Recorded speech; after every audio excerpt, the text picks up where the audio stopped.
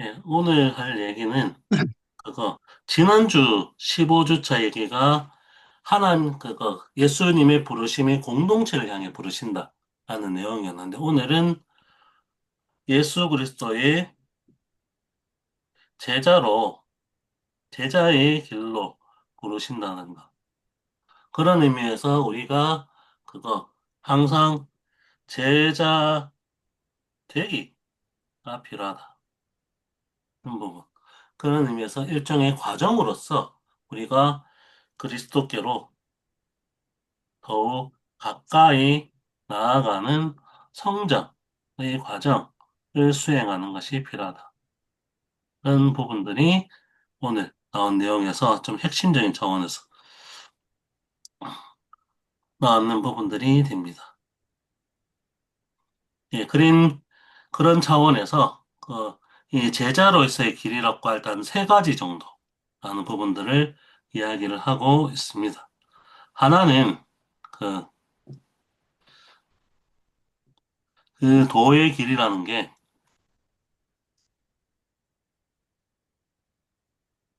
예수 그리스도를 따르는 것이라는 부분.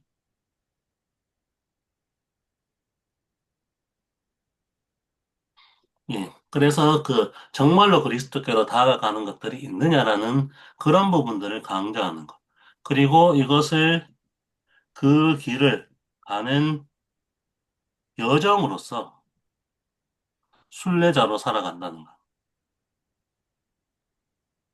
그리고 그것을 일종의 완성품을 마련하고 하는 것들이 아니라 그 길을 추구하는 사람은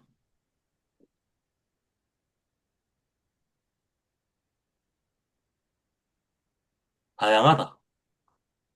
이 다양하다는 말을 통해서 율법주의를 경계하는 거죠. 그런 부분, 네, 그런 부분들이 좀 큰 내용으로 좀 부각이 되어 있습니다.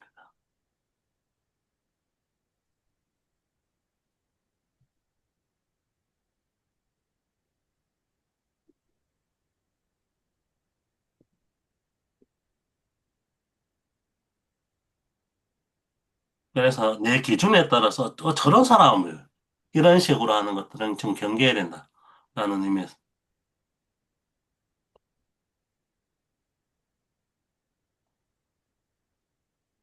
예, 그러면 좀 이야기 좀 같이 나누도록 하겠습니다.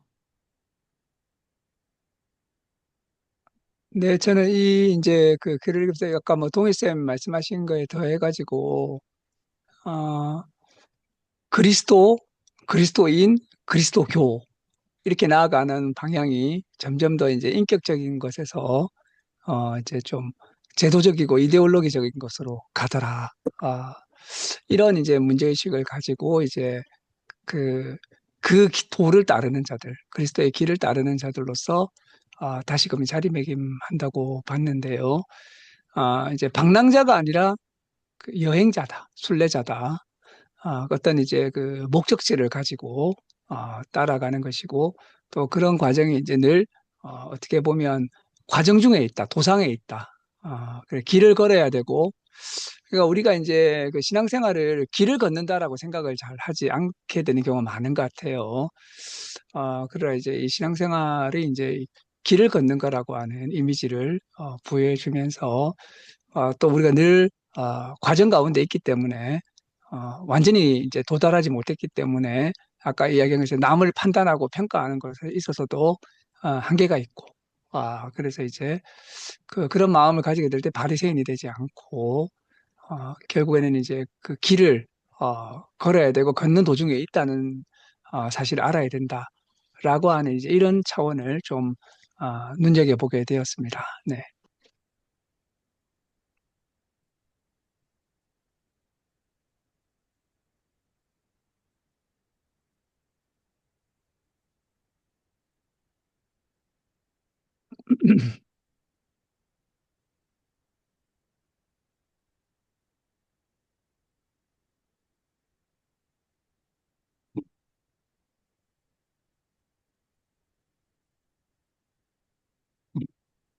결국 우리가 도중이라는 관점을 놓치는 이게 얼마나 위험한가 하는 부분들이 조금 얘기해 주신 부분에서 좀 부각이 되는 것 같아요.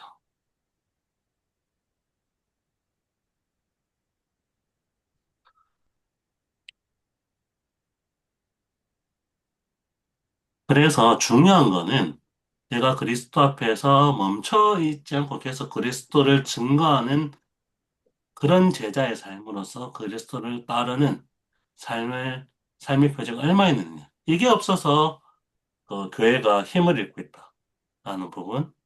그래서 그거 여러 철학자들의 공격들, 진짜 그리스도인은 예수 한 명밖에 없었다라는 니체부터 해서 그런 얘기를 좀 하고 있고요. 근데 또 다른 차원에서 그런 의미에서 계속 나는 얼마나 예수 그리스도 따르는 자로서 그 길을 가는 도중에서 얼마나 성장하고 있는가.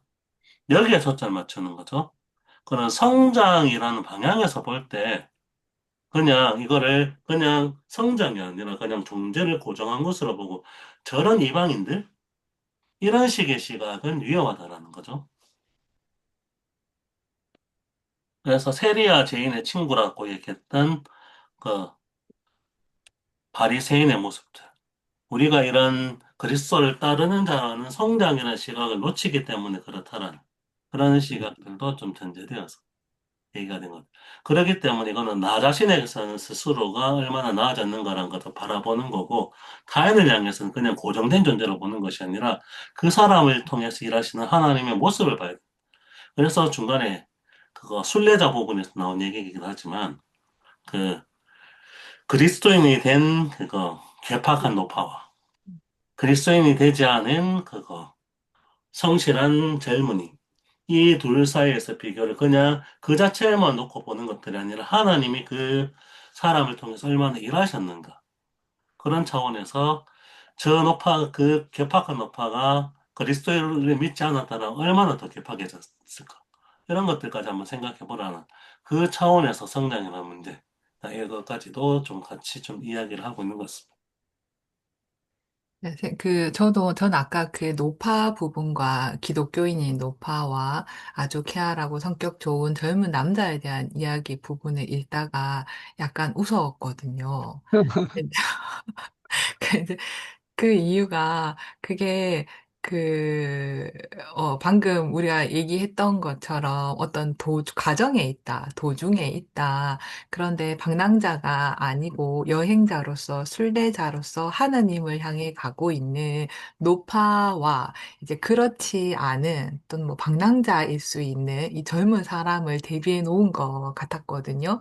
근데 이제 그런 개념으로 봤을 때 또 그 밀양 영화가 생각이 나면서 그러니까 우리가 도착하기만 하면 그 도중에 했던 그러니까 성장이라는 게 꾸준히 일어나기도 하지만 사는 평생 또는 삶에서 단 한순간도 일어나지 않다가 마지막 죽음의 순간에 모든 것을 깨닫고 성장을 하게 되었을 때도 그 사람이 더 가치 있는 사람으로 우리가 인정을 해야 되는 인간적인 고민들이 있어서 그 부분에 대해서 그게 약간 그 노파와 젊은이의 이야기가 그냥 일반 사람들의 기에는 기독교를 합리적으로 설명하기 위한 약간 방어책처럼 들릴 수 있는 부분일 것 같다. 그러니까 어떤 한 사례가 모든 것을 말해주는 거는 아닌데 그 사례를 가지고 이거를 이해시키게 하기에는 약간은 예, 좀 이게 그냥 사람들 이해하기 좀 어려울 것 같은데 약간 이런 생각이 좀 어, 들었던 것 같아요. 얘기하고자 하는 뜻이 무엇인지는 알겠는데, 저 비유가, 과연 그, 괜찮은 비유인가라는 생각이 조금 들기는 했습니다. 어떤 맥락인지는 알 것 같기는 합니다.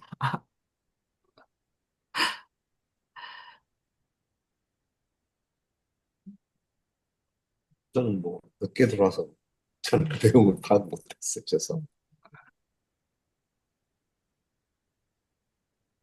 음. 아마 저 말에는 그 뜻일 수도 있겠죠. 그리스도를 믿지 않는 아두케아란 이 청년이 그리스도를 믿지 않으면 결국에는 더 나쁜 길로 갈 가능성이 많다라는 거를 약간 내포하고 있기도 한 것 같아요. 그리고 그 의미가 없다라는 이야기, 그리스도를 믿지 않고 있기 때문에 이 음. 이야기도 이제 하고 싶은 거 아닌가라는 생각은 드는데, 이제 요거 가지고 이해하기가 적당한 예가 아닐 거라는 생각이 자꾸만 예. 사실은 저는 좀 여기서 괴롭습니다. 개팍함의 그 성격이라고는 개팍은 그 자체보다 음, 이 사람이 얼마나 변해가고 있는가라는 그 측면에 그냥 음, 이 사람을 그냥 고정된 사람으로 보는 것, 이것에서 좀 벗어나야 된다. 그래서 순례자의 길을 따르는 방향에서 이 개팍함이 얼마나 완화되고 있는가라는 부분과 음, 그리고 이 그 따뜻하다고 얘기되는 청년의 모습이 지금은 당장 따뜻하고 그런 식으로 보이지만은 그냥 그 삶을 가지고는 본성에서 나온 것이라면 그게 과연 의미가 있는 것인가 하는 그 차원에서 이걸 얘기하고 있긴 있는데 사실 미랑이나 이 부분들에 나오는 모습들은 조금 애매한 부분들은 있는 것 같아요. 그, 예. 사실 그 전도연을 향해서 제일 먼저 손길을 내밀었던 사람들이 교회 사람들이긴 한데, 그리고 그거를 자기 그 기준점 안에서 계속 해석하는 과정에서 또 상처를 주는 사람들이긴 한데, 굳이 또, 그러니까 전도연 입장에서 굳이 그 사람을 용서하는 것들에 만나러 가야겠느냐고 만류하면서도 따라간 사람들이 또 그 사람들. 그래서 참 복잡하게 좀 얽혀있는 문제라는 좀 생각이 좀 들긴 드는데요. 예. 결국에는 그냥 그 사람을 판단하는 데 있어서 그냥 지금 있는 모습 그 자체가 아니라 이 사람이 어떻게 변해갔는가라는 그런 과정에서 판단하는 것들이 필요하다. 그리고 이거는 C.S. 루이스가 그런 얘기를 들 때는 그 얘기도 하고 있는 것이죠. 진짜 그리스도인이면 개팍한 그 자체에서 머물러 있는 것이 아니라 객박함이라는 것들을 제자를 따르는 삶이라는 의미에서 지금은 좀 느리어 보이고 할지라도 걸어가고 있는 모습이 있느냐. 그래서 중간에 그런 얘기를 하고 있는데 아무리 한 발 정도 걷더라도 걸음을 뛴 사람하고 길을 따른다는 의미에서 그냥 그 길을 따르지 않고 그리스도인이라고 말은 하면서도 실제로 말만 하고 있는 사람. 이 둘은 다르다라는 부분들을 그래서 첫 번째 그리스도를 따르는 길이라는 의미를 얘기할 때 하고 있어서 그거하고도 좀 관련을 해서 좀 해봐야 되는 부분들은 아닌가 하는 이야기가 듭니다. 네, 그리고 제가 또 하나 몇 번 그 글을 보다가 그 생각이 들어 오늘도 약간 들어서 이게 질문인지 그냥 이야기인지 말씀드리는데 어 이게 인간과 어떤 뭐 하느님과의 관계라고 해야 되나요? 또는 기독교에 대한 이야기를 할 때 제가 늘 많이 의심 또는 궁금해하는 것들 그런 지점이 관계성에 있거든요. 근데 그 생각이 좀 많이 드는 게 이게 그러니까 이 예를 들어 방금 말한 이 노파와 하나님의 관계 또는 뭐, 이 온유한 청년은 뭐, 종교를 가지고 있지 않으니까 할 수가 없는데, 우리가 어떻게 저 사람이 기독교인일 수가 있어, 또는 어떻게 하나님의 선택을 받은 사람이라고 할 수 있어라고 이야기할 때에, 인간 관계에 있어서, 우리의 다 공동체의 관계에 있어서 그 사람이 하는 행동이나 뭐 이런 것들 가지고 판단을 많이 하기 때문에 나쁜 사람이야, 욕심 많은 사람이야, 이제 이런 이야기를 많이 하잖아요. 근데 제가 이렇게 몇 번 보다 보니까 여기 성경이나 또는 이런 책들에서 말하는 모든 것들은 인간의 관계는 다 배제하고 오로지 하나님과의 일대일 관계성에 대한 이야기만 하고 있는 것 같다라는 생각을 제가 몇 번 좀 많이 꾸준히 들었거든요. 그러니까 내가 뭐, 그걸 다 용인한다는 게 아니라 되게 나쁜 짓을 많이 해도 교회 열심히 나오는 사람들에 대해서 기독교인으로 뭐 잘 되거나 성공한다라거나 이런 면을 봤을 때 우리 인간의 눈으로는 잘 되면 안 되는데 잘 되는 경우 그거는 이런 인간관계로 보는 거 아니고, 일대일 관계로만 무조건 봐야 되는 건가라는 생각이 좀 들었거든요. 우리가 얘기한 이 그리스도인의 괴팍한 노파가 뭐 누구에게도 존경을 받지 못하고 있을지라도 그 노파와 하나님과의 관계성에서는 뭔가 달라졌겠죠. 근데 그거는 그 노파만 알 수 있거나 뭐 그렇지 않을까라는 생각이 드는데 그러니까 아무도 인정해주지 않아도 나와 하나님과의 관계성으로 뭔가가 달라지고 소통이 된다면 사실 다른 모든 인간적 관계는 중요하지 않다라는 그러한 메시지들, 또 그러한 생각들이 좀 종종 그걸 말하는 것 같아라는 느낌을 제가 좀 받았거든요. 오늘도 약간 그런 것 같고, 음, 그게 맞는 건지, 옳은 건지, 뭐 그런 생각이 좀 듭니다. 예, 사실은 기독교는 예수님의 말에서도 나오는 것처럼 계명, 첫째 계명은 하나님과의 주 너의 하나님을 사랑하라는 것이고 그 너의 사랑하는 것들이 이어지면은 이웃의 내 몸과까지 사랑하라 하는 것들이 두 가지 계명이었죠. 그리고 성경 안에서도 하나님을 사랑한다고 하면서도 형제에 대해서 미워하는 사람 하나님을 사랑한 것이 아니다라고 얘기해요. 음. 요한 서신에 나온 얘기부터 해서 하나님과의 사랑을 강조하는 것들은 맞는데 이거를 하나님과만 일대일로 바라보는 거는 좀 위험한 얘기가 좀 되는 것 같아요. 그리고 이 개팍한 노파의 예시도 좀 이게 맥락에 조금 그래서 좀 그런 것이긴 한데 그 개팍한 노파 한 사람으로만 한정한다기보다는 이 사람의 그리스도인의 관계가 그리스도의 관계 속에서 나아지게 될 때 얼마나 그리스도인으로 가까워져 가고 있는가. 일종의 대기죠. 그런 모습이 발견된다는 거죠. 그래서 그냥 그 사람의 그 자체만 판단하는 것이 아니라, 너 좀 변했네. 라는 이야기를 들을 수 있는, 그러니까 인간과의 관계라든지 이런 데 있어서도. 그런 부분이 되었다면 이거는 그리스도인으로서 순례자의 길을 가는 일종의 한 모습으로 볼 수 있다.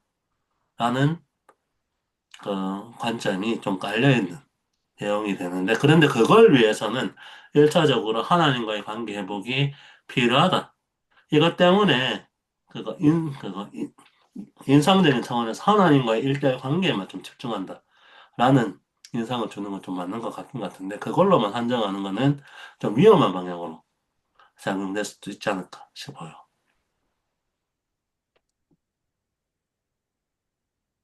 네, 저, 현숙 쌤이 말씀하시는 게 우리 기독교 신앙이 왜곡될 때 이 미량 같은 모습이 나타날 수가 있고 또 이제 왜곡되게 되면 하나님과의 일대일 관계 잘 맺고 예배 잘 드리고 헌금 잘하고 그래서 이제 밖에서는 자본가가 되고 부자가 되고 직원들 뭐 이렇게 막 학대하고 그래도 이 사람은 하나님과의 관계를 잘 맞았기 때문에 죄를 지은 거는 하나님에 의해서 용서받고 뭐 이런 식의 이제 어떻게 보면 뭐 신앙생활 잘하고 세상에서 성공하고 이게 진짜 신앙인 것으로 이렇게 왜곡될 수도 있을 것 같아요. 근데 동일쌤 말씀하신 것처럼 하나님 사랑과 이웃 사랑은 다른 게 아니고 그렇게 내가 뭐 교회 잘 다니고 하나님 사랑한다고 해도 이웃 사랑으로 이것이 이제 나타나지 않게 되면 그것은 이제 하나님 사랑도 아닌 거죠. 또 반면에 인간적인 노력만으로 이웃을 사랑하려고 하는 것도 성경에서는 그렇게 보지 않고 하나님을 올바르게 사랑할 때 이웃도 사랑할 수 있는 것으로 이렇게 이제 이야기하고 있으셔서 이 두 가지가 어떻게 보면 함께 이렇게 이제 어, 그 연결되어 있는 것으로 이렇게 이야기하고 있는데 조금 이렇게 너무 한쪽을 강조하고 왜곡하다 보면 특히 우리 이제 개신교가 그런 경우가 많죠. 하나님의 이제 이런 이제 그 뭐라고 할까요? 은혜와 죄 사함 이런 걸 너무 강조하다 보니까 이제 내가 하나님과 그 다 처리해버리고 나면 끝나 그냥 하나님이 용서했다고 하면 끝나버리고 또 뭐 이제 내가 그렇게 용서받고 처리하고 아무렇게나 살아도 이렇게 이제 축복받고 성공받으면 내가 잘 믿는 신앙의 반영이야. 이런 이제 방식으로 나가는 거는 사실 상당히 좀 이렇게 본류에서 왜곡된 방식이 아닌가 싶고 이제 그런 점을 이렇게 좀 많은 분들이 이렇게 좀 예리하게 느끼고 이렇게 막 영화도 만들고 지적하고 있는 것이 아닌가 이런 생각이 좀 듭니다. 네.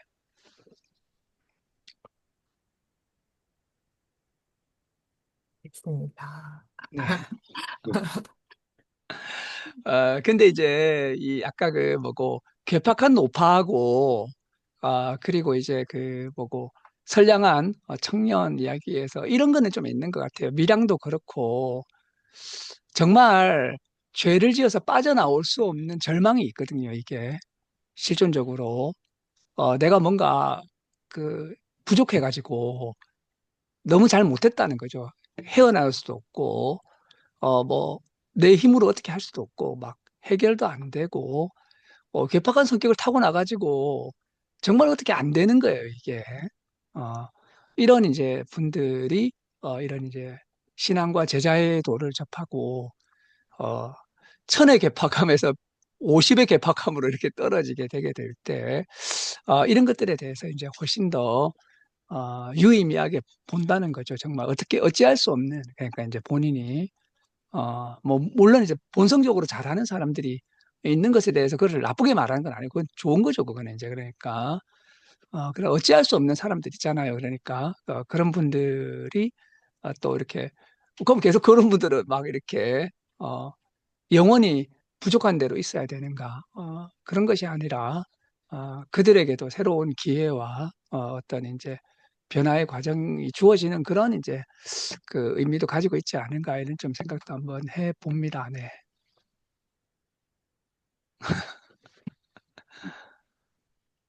제가 너무 이 변호해서 죄송합니다. 현 아니, 선생님. 아니. 아니, 그러니까 제가 무슨, 네. 여기서 말하는 게 무슨 의미인지를 몰라서가 아니라, 그냥 네네. 이 언어 그대로 해석하자고 네. 해본다면은 약간 그런 네. 것도 있고, 그래서 네네. 여쭤본 건데, 무엇을 말하려고 하는 건지는 네. 이해했습니다. 충분히. 네. 네네. 선생님. 네.